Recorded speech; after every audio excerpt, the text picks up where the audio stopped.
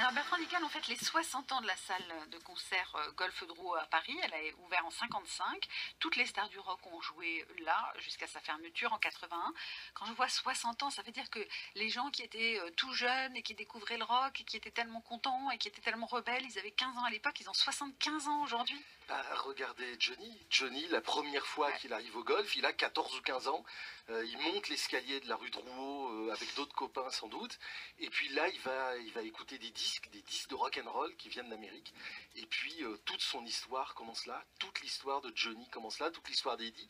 Toute l'histoire de Jacques Dutronc. Toute l'histoire de Jonas ensuite. Et puis de génération en génération jusqu'au punk, jusqu'à la new wave française. Même les internationaux, Bowie, tout ça, ils sont passés Bowie, aussi. Hein. Slade, tous sont passés là parce que c'était le lieu du rock à Paris.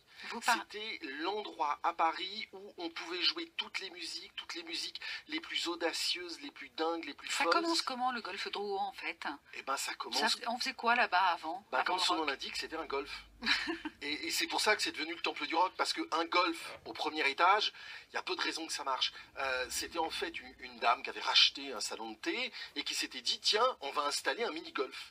Et elle installe un mini-golf au premier étage, à l'angle de la rue Drouot et des Grands Boulevards.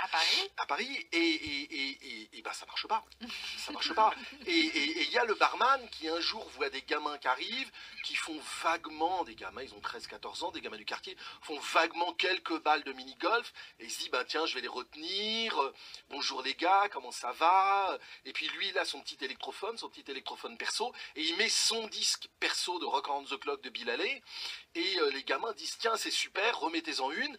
Bah, il remet le même disque, et puis il remet 40 fois le disque dans l'après-midi, et il dit aux gamins, bah revenez demain. Et puis il achète d'autres disques, et puis il installe un jukebox, et puis comme il n'a pas d'argent pour payer un jukebox, un vrai jukebox dans lequel on met des pièces, il va emprunter un jukebox à un importateur de jukebox qui est un importateur qui est un jukebox de salon. C'est-à-dire qu'on appuie sur les boutons et on n'a pas besoin de payer. Wow. Et donc il le remplit de disques de rock, les gamins sont et là. Les gamins viennent là. Et au bout d'un moment, les gamins ils viennent, il y en a un qui arrive avec une guitare, et puis un deuxième, et puis un ampli. En fait, il avait inventé YouTube, mais dans une salle.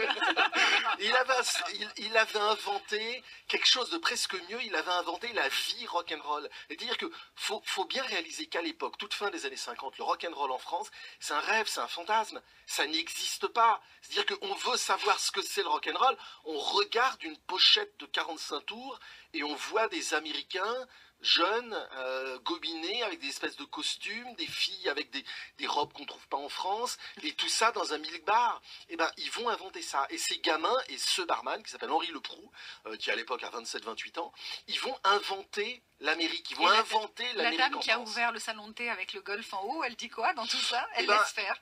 Elle compte la caisse. Elle s'enrichit. Elle voit que ça marche, et quand Henri Leproux lui dit, plutôt que inviter l'association des anciens élèves de Sciences Po ou les vieilles dames du quartier à faire un thé avec un chanteur de charme, il y a des gosses qui viennent, il y a des gamins, ils remplissent, on ferme tard, ils restent jusqu'à la fermeture, ils boivent des coups, il y a de la musique, ils sont heureux, et Leproux impose une règle, on ne vient pas au golf pour se bagarrer. Donc il n'y aura jamais de bagarre au Golf Drouot. Alors il y a, vous le disiez, Johnny, qui arrive au Golf Drouot. À l'époque, il ne chante pas exactement la même chose que maintenant.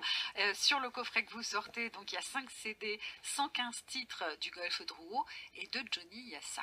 Balancer ma flemme sur un rocking chair, lire un magazine rempli de pin-up, boire avec une paille un whisky du tonnerre, un 78 tout rayé sur le pick-up. Oui mon cher, j'adore ça, oui mon cher.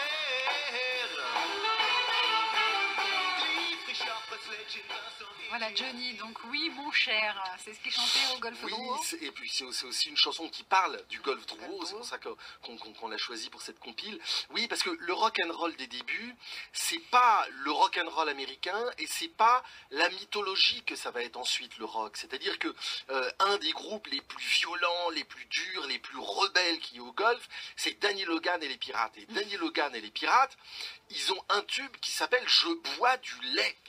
Parce que à l'époque, et il faut bien se refigurer ce que c'est le tout début des années 60, les gamins qui veulent être rebelles, il faut qu'ils fassent pas comme leurs parents. Il faut qu'ils fassent pas comme les autres. Et normalement, les enfants qui suivent les voies bien tracées par leurs parents, quand ils rentrent dans un café, ils demandent un petit blanc limé ou un demi. Et ça fait rebelle, ça fait américain de boire du lait. C'est le milk bar, c'est américain. Et là, l'interprofessionnel du lait est très maligne, va voir Henri Leproux, il discute au Golf Drouot, parce que au Golf Drouot, c'est non seulement de la musique qui a inventé, mais c'est aussi le business. C'est-à-dire qu'une bonne partie du business de la musique en France, c'est inventé là. C'est-à-dire que, bon, allez, des Jouvin, des Claude Carrère, des Azoulay, ont tous démarré là en allant chercher. Ils ont 25 ans, ils engagent des groupes de 20 ans. Il y a un jeune, moi je pensais pas qu'il allait, mais ça devait être vers la fin du Golf Drouot, qui était dans le groupe Présence. Vous savez qui c'est? Une star, qui est devenue une grande star, qui nous a quittés depuis, hélas. Daniel Balavoine. Il a démarré lui aussi avec ce groupe au Golf Drouot. Il chantait Evelyne et moi. Evelyne et moi, je le sais, ma belle, je vais me sourire. Evelyne et moi, remène au plaisir. Mon frère me disait que ça ne devait jamais finir, jamais finir. C'était déjà une voix exceptionnelle. C'est Daniel déjà une voix Balavoine, exceptionnelle. à ce moment-là. Il y a aussi évidemment Jacques Dutronc. Jean-Pierre Coff, vous alliez au Golf Drouot? Non, pas du tout. Pas du tout, c'était pas votre Parce truc. que j'étais en province ou en tournée, mais c'est de cette génération-là, puisque j'ai 77 Bah oui. ans. Mais Mais c'était j'y pas allais votre truc. pas. Et vous aimiez le rock quand vous aviez Non. 15-20 ans? Non, c'était pas votre truc. Du tout. Le rock, c'est de... La merde. Vous ne m'aurez pas. Allez, c'est la compile officielle du Temple du Rock à l'occasion des 60 ans de la naissance du Golf Drouot. Vous pouvez retrouver cette plus grande anthologie jamais réalisée sur le rock en France et qui est signée Bertrand Dical, qui est votre invité. Il reste avec vous jusqu'à 13h30 aujourd'hui, tout comme Jean-Pierre Coff pour son Almanach 2016. Mais dans un instant, on va prendre des paris sur l'actu avec Pascal Atenza. C'est les paris de Pascal.